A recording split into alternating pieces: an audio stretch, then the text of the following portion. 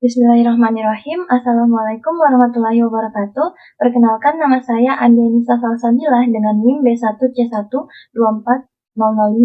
Saya merupakan mahasiswi jurusan Akuntansi Fakultas Ekonomi dan Bisnis Universitas Haloleo angkatan tahun 2024. Nah, saat ini saya akan menjelaskan mengenai jendela kerja pada Microsoft Excel dan juga cara membuat grafik pada Microsoft Excel. Nah, langsung saja pertama kita buka dulu aplikasi Excel-nya. Oke, jika muncul seperti ini, kita klik Blank Workbook. Nah, tampilan awal ketika kita ingin menggunakan Microsoft Excel itu akan seperti ini, yang dimana terdapat menu dan icon bar. Menu dalam Microsoft Excel itu seperti File, Home, Insert, Page Layout, Formulas, dan seterusnya. Dan juga ada icon bar merupakan simbol yang terdapat dalam masing-masing menu utama pada Microsoft Excel. Contohnya dalam menu Insert, terdapat icon-icon seperti Pivot Table, Recommended Pivot Table, Table, Illustration, dan seterusnya. Nah, icon-icon tersebut dikumpulkan dalam satu kelompok tertentu yang disebut dengan ribbon. Misalnya, ada tables. Nah, icon-iconnya ini ada Pivot Tables. Adapun controls, charts, dan seterusnya. Pada jendela kerja Microsoft Excel atau worksheet itu terdapat sheet atau lembaran yang dimana di sini tertulis sheet 1, sheet 2, sheet 3, dan seterusnya. Nah, cara menambahkannya menjadi sheet 2 itu kita tinggal mengklik tombol tambah yang ada di samping sheet 1. Nah, jika kita mengkliknya, otomatis kita dialihkan ke sheet 2. Oke, kita kembali ke sheet 1.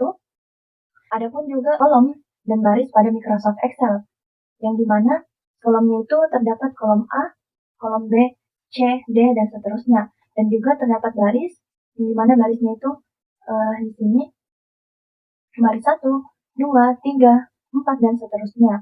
Nah, selanjutnya itu ada cells, yang merupakan titik temu antara kolom dan baris, sama seperti tabel, bentuknya sama seperti tabel, yang dimana cells ini digunakan untuk menulis angka atau nilai data yang akan kita olah. Nah, contohnya ini seperti cells A1. Jadi, kolom A pada baris 1. Oke. Selanjutnya, kita masuk ke tahapan mengatur lebar kolom dan tinggi baris. Nah, cara mengatur lebar kolom itu, langkah awalnya kita klik cells atau kolom yang ingin kita lebarkan. Misalnya saya di sini akan melebarkan kolom A1, kolom A baris 1. Kita klik kolom A1. Selanjutnya kita ke menu Home, kita klik Format,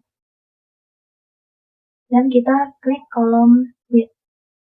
Nah, di sini kita bisa atur ukuran lebar kolomnya. Saya akan menggunakan ukurannya 30. Nah, setelah itu kita klik OK. Nah, hasilnya kolom A1 menjadi lebih lebar daripada kolom B1, C1, dan lainnya. Selanjutnya kita juga dapat mengatur tinggi baris pada Microsoft Excel. Nah, langkahnya itu kita klik cell yang ingin kita atur tinggi barisnya. Misalnya, saya di sini ingin mengatur baris A1. Sama seperti tadi, kita ke menu Home. Selanjutnya kita ke Format, dan kita klik di menu Row Height.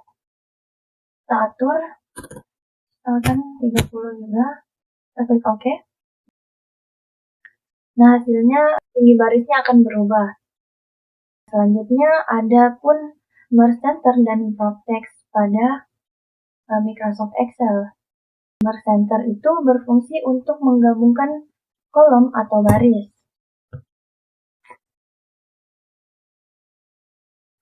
Misalnya kita punya data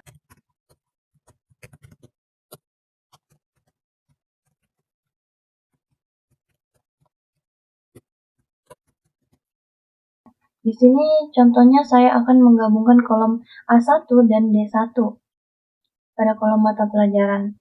Nah, langkah awalnya itu kita blok kolom yang akan kita gabungkan. seperti kita blok A1 sampai D1. Nah, kemudian kita ke menu Home dan kita klik tanda panah yang ada di Merge Center. Selanjutnya kita klik Merge Cells. Nah, kita lihat hasilnya kolom A1 dan D1 itu akan menyatu. Nah, seperti itu. Selanjutnya wrap text, yang dimana berfungsi untuk membuat teks dengan menyesuaikan lebar atau tinggi kolom. Seperti kita ketik kita ingin mata pelajaran. Nah, di sini kita tinggal klik cells atau kolom yang akan kita atur lebar atau tinggi kolomnya. Selanjutnya kita ke menu Home, kita klik icon wrap text yang di sini ya, wrap text. Kita klik. Nah, hasilnya akan seperti ini.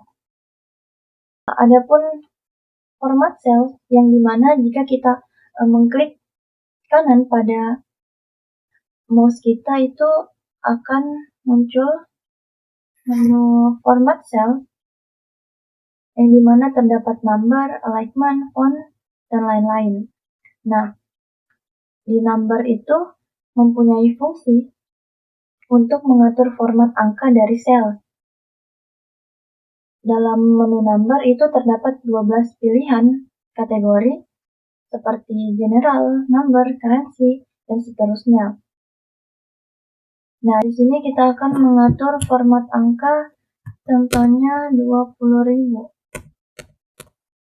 Nah, di sini kita tidak perlu menulis manual RP dan titiknya, kita langsung klik kanan saja. Kita langsung klik kanan. Selanjutnya kita ke format cell. Kita ke number dan kita pilih currency. Nah, kita pilih yang paling awal pertama. Klik OK. Nah, secara otomatis angka yang kita tulis tadi mempunyai nilai sebesar Rp20.000. Nah, selanjutnya itu ada alignment. Nah, di sini kita ke format cell, ada alignment yang fungsinya itu untuk mengatur rata kiri, tengah, atau rata kanan teks pada sel. Nah, di sini kita ambil datanya dulu.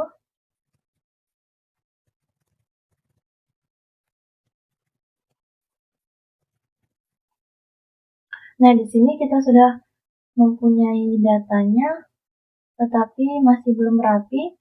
Jika kita ingin merapikannya itu, kita pilih cells yang ingin kita rapikan, atau kita blok. Selanjutnya kita klik kanan, kita klik format cell. Nah, kita ke alignment. Pada menu horizontal dan vertikalnya itu kita ubah ke center. Selanjutnya kita klik OK. Nah, di sini hasilnya akan rapi. Pada menu alignment juga terdapat pengaturan lain, yaitu seperti wrap text, string to fit, merge cells, yang dimana wrap text itu sama seperti tadi, itu membuat teks tingkat ke bawah pada kolom. Yang melebarkan kolom. Selanjutnya itu ada string to fit, yang berfungsi untuk membuat ukuran teks berubah otomatis mengikuti besar kecilnya kolom. Nah, selanjutnya itu ada merge cells, yang berfungsi untuk menggabungkan baris atau kolom. Pada menu format cell juga terdapat border, yang dimana ini berfungsi untuk membuat garis, tepi, atau membuat tabel ya. Jadi kita contohkan, kita akan membuat tabel pada kolom ini. Kita blok terlebih dahulu sampai D7. Selanjutnya kita klik kanan ke format cell. ke border dan kita pilih outline. Setelah itu inside dan klik OK. Nah, otomatis hasilnya akan menjadi seperti tabel. Nah, selanjutnya itu ada free span, yang dimana itu free span berfungsi untuk mengunci baris atau kolom tertentu. Juga dapat menyembunyikan baris atau kolom lainnya pada saat di scroll. Nah, ini biasanya digunakan ketika kita mempunyai data yang cukup banyak. Jika kita menggunakan free span pada judul yang di atas ini, ketika kita scroll ke bawah, itu tidak akan tersembunyi seperti ini. Dia akan tetap muncul di atas. Nah, bagaimana caranya? Langkah awalnya itu kita harus menyiapkan datanya. Ya, di sini saya sudah mempunyai data. Selanjutnya kita letakkan kursornya di bawah sini. Jika kita ingin mengunci judul-judul tabel yang ada di sini ya. Jadi kita tempatkan kursornya di bawah baris judul tabelnya. Selanjutnya kita ke view dan kita ke menu free span. Kita klik free top row. Oke, kita lihat hasilnya. Kita scroll ke bawah. Nah, seperti ini. Jadi ketika kita scroll ke bawah, judul tabelnya itu akan mengikut ke bawah, tidak akan tersembunyi di atas. Jadi memudahkan kita untuk mencari bahwa ini adalah NPM, nama mahasiswa, tempat lahir, alamatnya, tanggal lahir, dan lain-lain. Pada menu free span juga terdapat 3 submenu, yang dimana di sini ada unfree span, yang berfungsi untuk mengunci baris dan kolom. Nah, yang kedua itu ada free stop row, yang kita gunakan tadi untuk mengunci baris tertentu. Selanjutnya ada free first column, yang digunakan untuk mengunci kolom tertentu. Nah, selanjutnya kita masuk ke tahapan membuat grafik atau chart. Nah, bagaimana cara membuat grafik atau chart pada Microsoft Excel? Itu yang pertama itu kita buat dulu tabel datanya. Di sini saya ingin membuat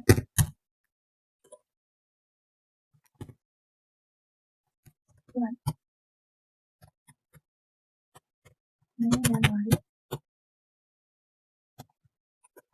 Februari, Maret, April, Mei, Juni, Juli. Nah,